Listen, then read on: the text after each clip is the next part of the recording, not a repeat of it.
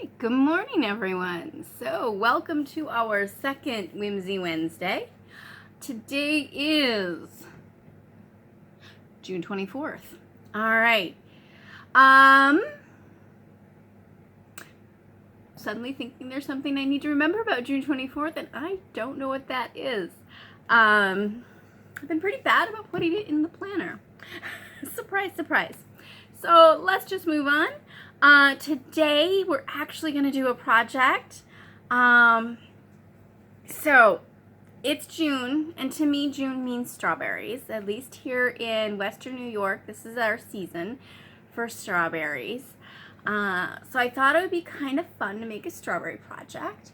So here is a pair of strawberries on a ribbon for a bookmark. So this would go, should have brought over a book.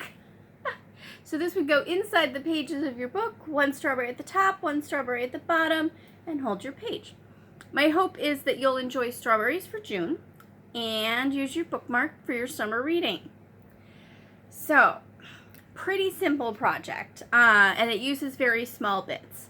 So you're going to need some strawberry colored fabric.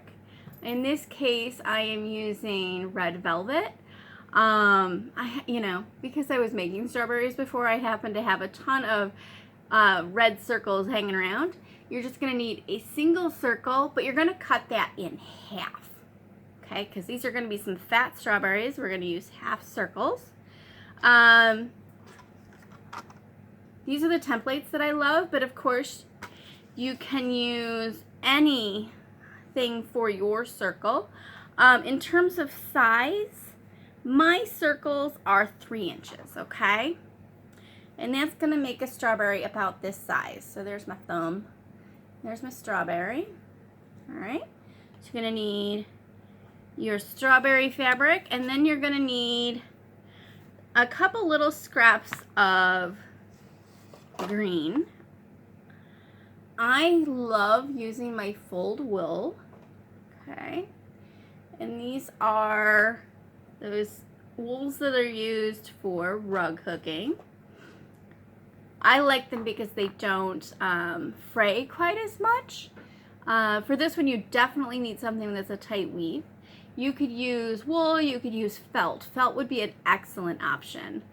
You may be able to get away with a nice tight cotton, a quilt weight cotton. You might want to put some what is that stuff? The liquid hem on it before you cut it for cotton, okay? Because it'll fray with what we're gonna do. And then you're gonna need a length of ribbon. I went with green for this one, but this one is pink and green, okay? This is less than a 1/2 inch wide. You could definitely use some cute 1/4 inch ribbon. This is my box of strawberry ribbons. I did just get this adorable green ribbon from Ensembles of the Past. You can see it best from this way. I'm actually picturing now that it's here, braiding this so that I have a braided piece down through, because that's a really fine ribbon. I think it's what some folks use for embroidery. Ribbon, velvet, wool, batting. Okay. Of course, I'll make a cute little list on the post. All right. So first thing you want to do is cut your circle. All right. And then cut your circle in half. Okay. So one for each half of your strawberry. Now, for the most part, you're going to want green thread and red thread, green thread. But so you can see what I'm doing, I'm going to go with the green thread. Oh, crazy. The fun thing about this is you generally don't see the thread once you're the thread on the strawberry itself.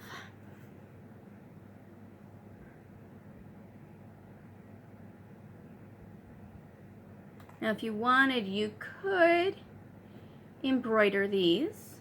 You could bead these. You could totally do a ribbon for the green top. That could be really cute. I've seen some originals that have, like the original Strawberry Emerys, that have folded ribbons up at the top. I still have to do one of those. I've seen some embroidered tops. I really like those. Alright, so what I'm doing here is I'm taking my half circle, folding it in half, like so. Okay, so you get a quarter circle. And I am going to sew down the straight side, okay? Just a running stitch. You could use a back stitch if you want. And then out of habit, I'm going to come back to the curved side. Now this is definitely a project you can do with your kiddos, especially if they have a summer reading project for school.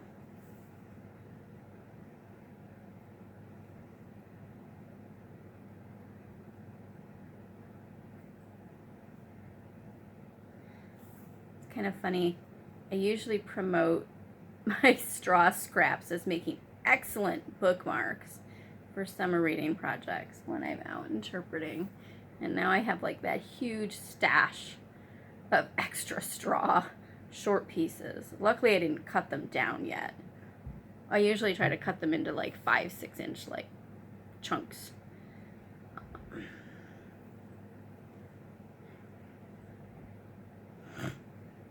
Alright, and then I do knot that off.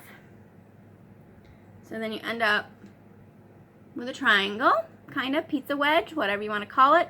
You're going to want 2 of these, okay? 2 for each of your bookmarks. Then you're going to want to turn it right side out like that, okay? So the next step is to run a gathering stitch. Now notice I haven't taken my thread off yet.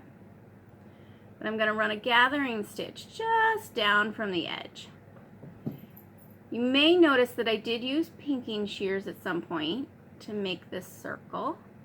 I do find for some fabrics it helps keep things from fraying. Oh, I know what I did want to tell you. You could totally do these all in wool. I really like the look of all wool strawberries. The reason I don't do them a lot is because Clara loves them as well. She loves anything in wool. So wool strawberries tend to be stolen. But I like the kind of, you know, rustic, folky look of it. Primitive, I think is the sales term. Alright, so you have a strawberry like that, all gathered. Now, here's the thing. I'm going to try to fit this much polyfill in this little strawberry. I'm finding I need to anchor my needle so I don't lose it. Wad this up as much as possible.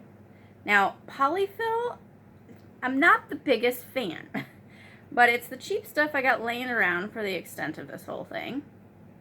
I do have wool, but I have projects that the wool is for.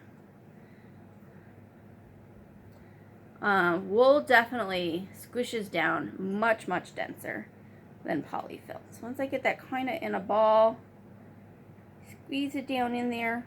Oh, this is funny. It's really worked well at midnight last night.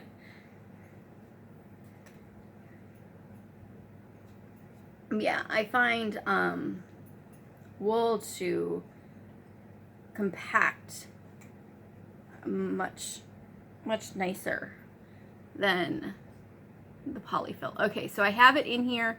I'm not going to try to turn this around because once I do, it's going to pop out. And then I'm trying to tighten this as I hold it in there. Now, with wool, I could get this mostly closed all by its lonesome. I could just draw it in. With the polyfill, I'm finding I've got to force it. And then I need to draw everything in as I do some closing stitches. Now my closing stitches are working my way back and forth. And it's really ugly and messy until it's not. But back and forth across the strawberry. Like I said, with the wool that really condenses down, this is not a problem. It just closes in there. Same thing with the emery, because you're just filling the emery to just above, just below the seam line. And that closes up pretty well too. And I really filled this one. All right.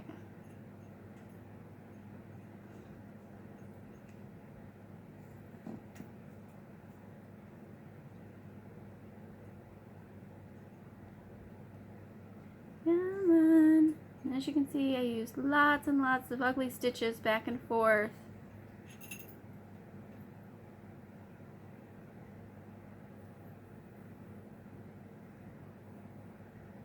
Hopefully I can get that all completely covered.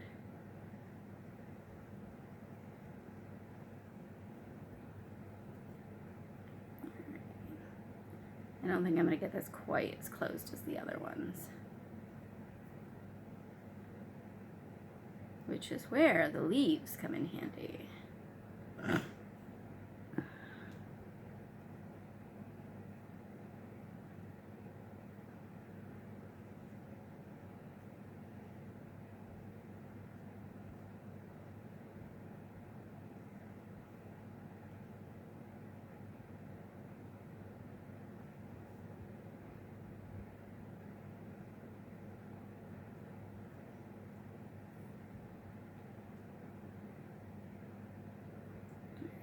I'm going to go all the way down to almost the end of my thread here.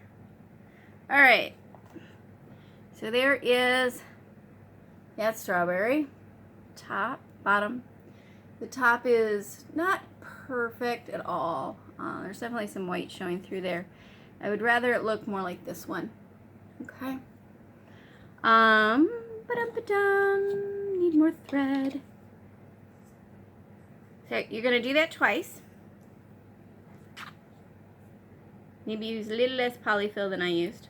And the neat thing with these, because they're not being used for like sewing items, is you don't have to make them quite as dense as I just tried. All right. So the next part is putting the ribbon on. So once you have two of those, it got dark, I'm sorry. Wow. Okay. That's a little better. All right. I'm gonna go with It's Cloudy Out. All right, so I'm gonna take the strawberry from last night. And I started this one last night, so this one is one on the end. What I'm gonna do is just fold over my ribbon, which should not be cut like that. It needs to be cut straight across. I like folding it over like so. The green ribbon I was using, I actually was able to fold this into thirds. It doesn't work quite so well with this one. I think it's because of the little picot edge. And then I just lay it on over my closure like so. And then I'm just gonna secure this little guy down. Okay. Hi, Clara. We're busy.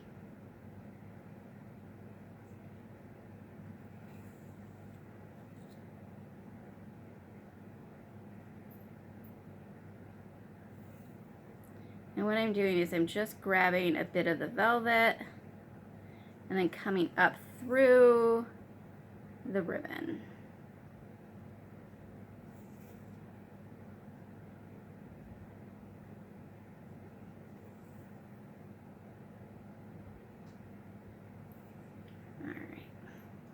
Nice and secure. Alright, so there's all those ugly stitches. But the great thing is you're going to cover those ugly stitches with some of your wool. Now here's the thing, you can do your wool in two different ways. You can cut little individual leaves and lay those on top of your strawberry. These are much bigger leaves than they need to be. Or you can cut like a single funny looking piece like that. And then I cut a little slit into here. Let's do it this way this time. Okay, a little slit, because then that wraps around the ribbon, and then you just have one piece to sew on.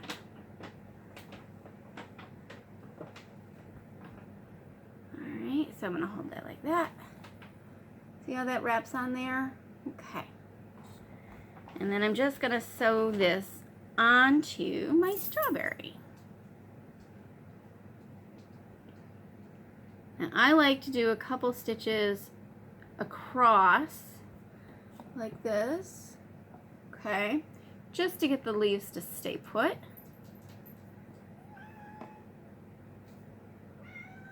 What, you got fed? You're fine.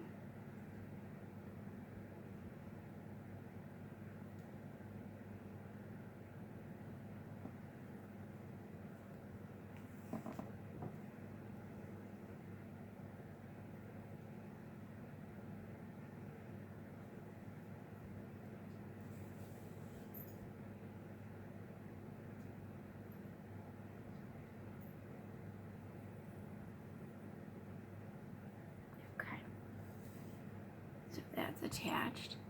Alright. And I'm just going to use an applique stitch around the edges of the wool.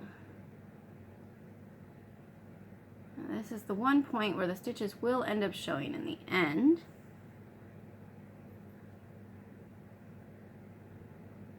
But for the most part, this wool ends up covering all those other stitches. What's kind of fun about this?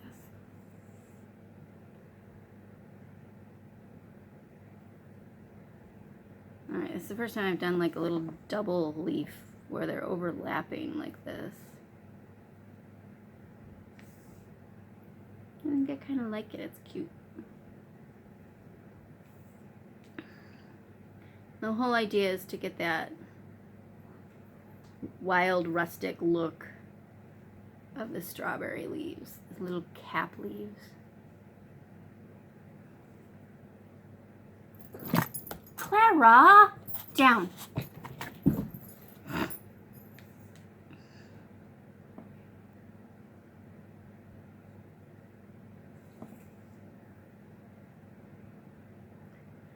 Realizing I didn't show you what this stitch looks like, so that's all I'm doing. Okay.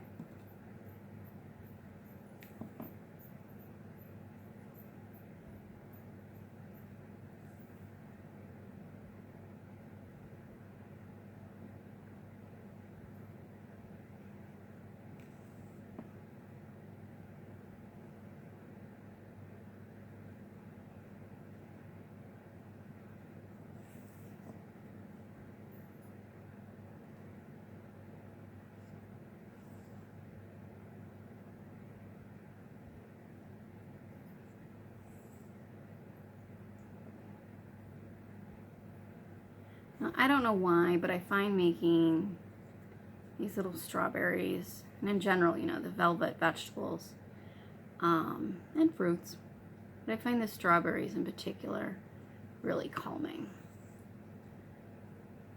They're such a tiny little project, which means they're quick, and they use up little odds and ends.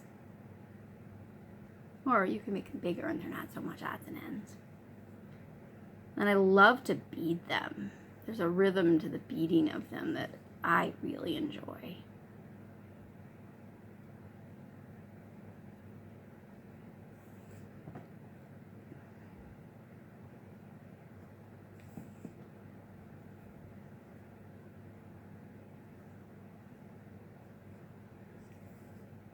almost to the end.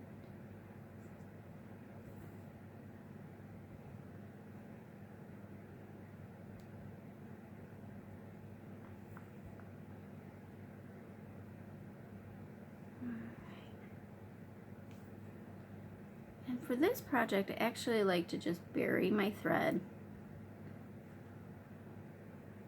by going across the strawberry a couple times.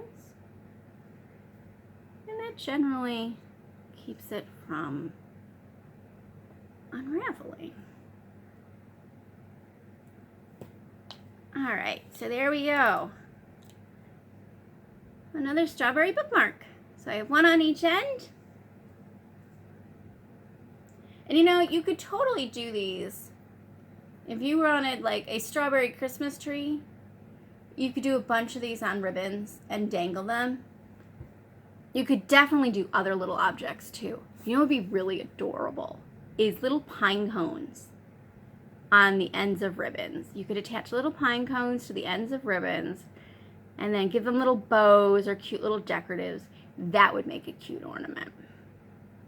I need to do a whole thing on ornaments because I have so many ornament ideas in my head. For the longest time, I made ornaments every Christmas. And each year the tree would be done up with some new handmade ornaments. One year I did a tree entirely in roses. So all the ornaments were made out of roses or rose petals, and most of them were dried. I did the garland out of rose petals. I strung up all of the rose petals and decorated it with that. I even glued rose petals onto heart shapes. And I still have these. I haven't put that tree up in ages. A lot of the roses were from, a lot of the roses that one year were from Grandma's funeral. So I still have those. And then I put full dried roses nested into the tree. So yeah, there's some really cool things you can do with roses. But yeah, the whole point of that was to, bookmark could make a pretty ornament. That's where that whole train of thought came from. You could put roses on the end of the ribbons. Flowers on the end of the ribbons would make a cute bookmark and a cute ornament. All right, so I just moved on to the next one here because I'm going to end up with actually 3 bookmarks by the time I'm done here. But I will let you all go, and I will see you tomorrow for Thursday, which is show and tell day. And I still have to pick out my show and tell item. Wonder what that'll be. Bye, all.